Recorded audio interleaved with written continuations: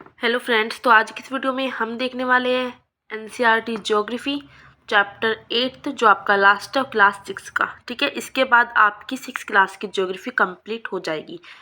Playlist में जाके आप देख सकते हो, हर चैप्टर की आपको नोट्स जो है वीडियो में प्रोवाइड करा दिए गए हैं। आप वीडियो को पॉज करके अपने नोट्स बना सकते हो। काफ़ी दिन से आप देख रहे हो शेड्यूल बिगड़ रहा है, ठीक है, नोट्स का, क्योंकि वीडियो नहीं आ पा रही है। वो इसलिए क्योंकि मेरा जो है एमएड का एंट्रेंस एग्ज़ाम है कल को, और मैं उसकी प्रिपरेशन कर रही थी। थोड़ी फेस्टिवल्स भी थे और मेरा मोबाइल भी ख़राब था।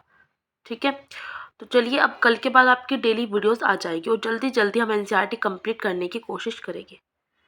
चलिए तो वीडियो को स्टार्ट करते हैं। चैप्टर है आपका भारत के बारे में, भारत की जलवायु, वनस्पति और वन्य प्राणी। इंपॉर्टेंट चैप्टर है क्योंकि इसमें आप काफ़ी सारी चीज़ जानोगे। चैप्टर 8।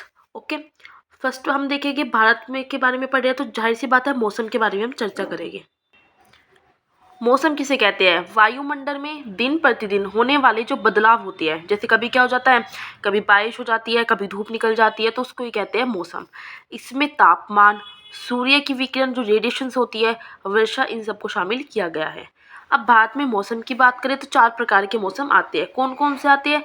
शीत ऋतु आती है, ग्रीष्म ऋतु आती है, वर्षा ऋतु आती है, तो जो दक्षिण पश्चिम मानसून कह देते हैं हम, शरद ऋतु आती है।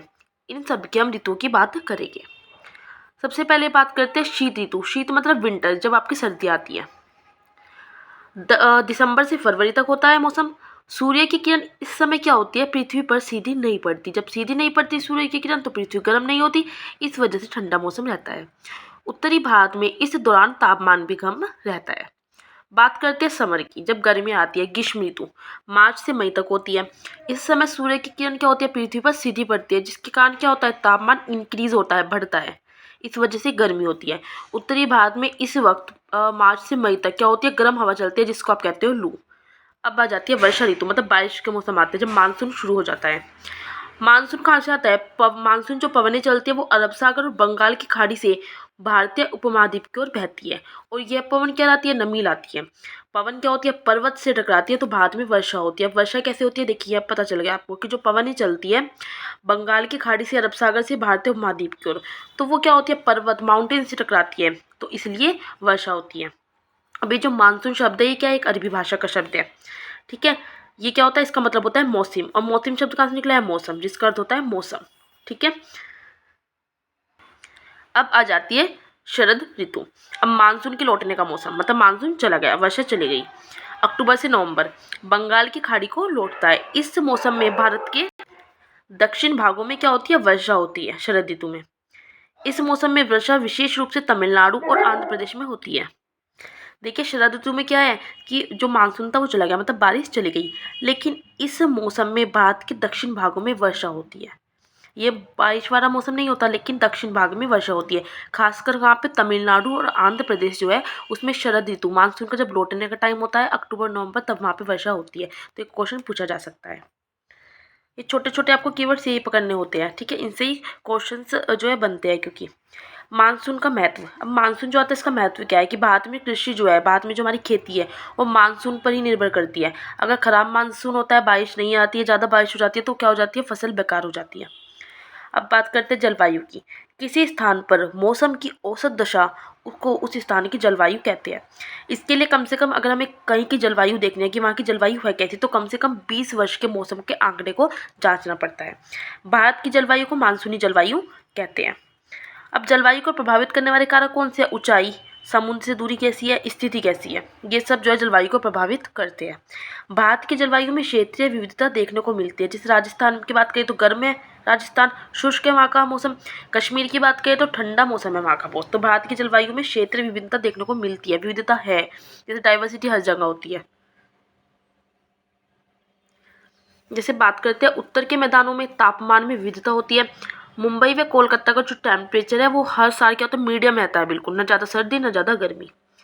मेघालय का मासिनराम, मतलब मेघालय में क्या होती है, मेघालय का जो मासिनराम है सबसे ज़्यादा वर्षा होती है। तो दुनिया में सबसे अधिक वर्षा वाला स्थान क्या है, मासिनराम, जो कहाँ है, मेघालय में। राजस्थान के जैसलमेर में क्या होती है, वर्षा ना के बराबर होती है, क्योंकि पता है मरुस्थल है, सूखा स्थान है। ठीक है, प्राकृतिक वनस्पति किसे कहते हैं, घास, झाड़ियाँ, पौधे जो मनुष्य की सहायता के उपजते हैं। ठीक है, घास, झाड़ियाँ, पौधे, उन्हें कहते हैं प्राकृतिक वनस्पति, सहायता के बिना है यहाँ पे। ठीक है, प्राकृतिक मतलब नेचर नहीं दिया, घास खुद उग जाती है, कहीं भी झाड़ियाँ खुद उग जाती है। वे पौधे जो मनुष्य की सहायता के बिना उपजते हैं, आपको ये लिखना है। जलवायु की विभिन्नता के कारण भारत में अलग अलग तरह की वनस्पति पाई जाती है। वनों की आवश्यकता पड़ती है, क्यों पड़ती है? क्योंकि पेड़ पौधों की जड़ें जो है मिट्टी को बांध कर रखती है, इस प्रकार वे मिट्टी के अपरदन को रोकते हैं। वनों से क्या होता है? वनों से हमें ईंधन मिलती है, लकड़ी मिलती है, चारा, जड़ी बूटी, शहद, गोंद, ये सब प्राप्त होता है। वन वन्य जीव के प्राकृतिक निवास है, क्योंकि वन जीव कहाँ रहते हैं? वन्य जीव जो है शेर, बाघ, ये सब कहाँ रहते हैं? ये सब वन में रहते हैं सारे जंतु। पेड़ों की अंधाधुंध कटाई के कारण भारी मात्रा में प्राकृतिक वनस्पति समाप्त हो जा रही है, जो ग्लोबल वार्मिंग भी जिससे हो जाती है। बात करते हैं छोटी छोटी चीज की, जैसे बाघ। बाघ क्या आपका राष्ट्रीय पशु है? गुजरात के गिर वन में एशियाई शेरों का निवास है। पूछ लिया जाता है कि जो एशियाई शेर है वो कहाँ पाए जाते हैं, तो गुजरात के गिर वन में। हाथी या एक सिंग वाला गैंडा। एक सिंग वाला गैंडा असम के जंगल में घूमते हैं, और हाथी भी। और हाथी जो है केरल और कर्नाटक में भी मिलते हैं। ऊँट रेगिस्तान में पाया जाता है। जंगली गधा कहाँ पे पाया जाता है, तो कच्छ के रण में। जंगली बकरी, हिम, तेंदुआ, भालू, ये सब क्या, जैसे हिम की बात आ रही है, जाहिर सी बात है हिम मतलब बर्फ होता है, तो हिमालय के क्षेत्र में ये पाए जाते हैं। प्रवासी पक्षी की बात की गई है इसमें। माइग्रेटरी बर्ड, जैसे कुछ पक्षी होती है, पिंटेल बत्तख, कर्लियू, फ्लेमिंगो, ऑस्प्रे, एक होती है लिटिल स्टिंट। ठीक है, तो ये प्रत्येक वर्ष सर्दी के मौसम में हमारे देश में आते हैं, तो आपको याद रखना है प्रवासी पक्षी और फिर चले जाते हैं, निवास करने आते हैं कुछ टाइम के लिए। सबसे छोटी क्या होती है? Little stunt. ये एक चिड़िया होती है, इसका वजन जो है सिर्फ 15 ग्राम है, लिटिल स्टंट का। ये आर्कटिक प्रदेश से 8000 किलोमीटर की दूरी तय करके भारत आते हैं, लिटिल स्टंट। ओके, तो ये चैप्टर आपका हो जाता है ख़त्म। अब स्टार्टिंग से आपको दिखा रही हूँ, तो आपको वीडियो को पॉज करके नोट्स को बना लेना है। क्लास 6 की आपकी ज्योग्राफी कंप्लीट हो चुकी है। वीडियो अच्छी लगे तो लाइक करना है, शेयर करना और कमेंट्स करके मुझे बताना है।